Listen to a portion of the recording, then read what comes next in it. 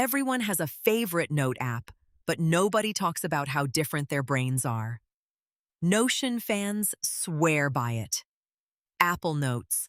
Loyalists say you need nothing else. But here's what nobody tells you. Your workflow is probably nothing like theirs. I tested every major free note-taking app on iPad. And the honest truth is, there's no single winner. What works depends entirely on how you actually take notes.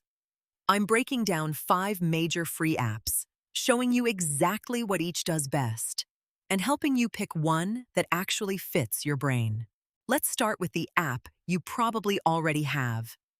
Apple Notes comes free on every iPad, and most people massively underestimate it. It supports sketching, tables, checklists, embedded web links, and handwriting recognition is genuinely solid. The biggest strength? Seamless syncing across your Apple devices with zero setup required. The catch? It's only useful if you live in Apple's ecosystem. Share a note with someone on Android or Windows, and you hit a wall. For pure simplicity, and if your life is all iCloud, this beats everything else. Notion is like buying a truck when you need a sedan. The free tier gives you unlimited pages, databases, templates, everything. But on iPad, the app lags. Scrolling through databases feels slow, and creating complex structures on a touchscreen is painful. Where Notion wins is collaboration and flexibility. You can build actual systems, wikis, databases, Kanban boards. If you do heavy lifting on a computer and use your iPad for simple edits, Notion works. For pure note-taking, honestly, it's overkill. OneNote often gets ignored, but it deserves attention. The free tier is genuinely generous. Unlimited notebooks, unlimited pages, no storage restrictions. The interface isn't as polished as competitors, but it's incredibly flexible.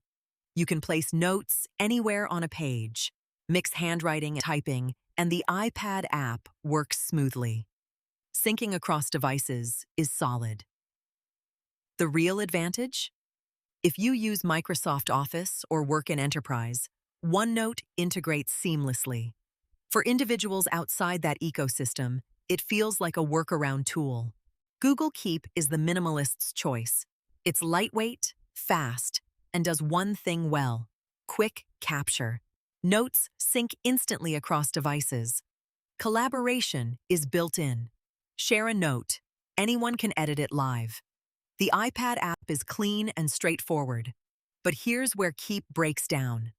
There's no folder organization, limited formatting, no way to structure complex information. Perfect for shopping lists or quick voice memos. For anything deeper, you'll outgrow it in weeks. Obsidian is my personal favorite for serious note-takers, but I have to be honest about the free tier. The iPad app itself is free, but syncing across devices costs $12 monthly. Without sync, you're managing files manually, which defeats the purpose. That said, if you're willing to deal with that, Obsidian is incredible. It's built on plain Markdown files, so you own your data. The linking system is genius for connecting ideas. If you love productivity and note systems, Obsidian scratches that itch better than anything else. So which one should you use? Just needing simple notes and using Apple devices? Don't overthink it. Apple Notes.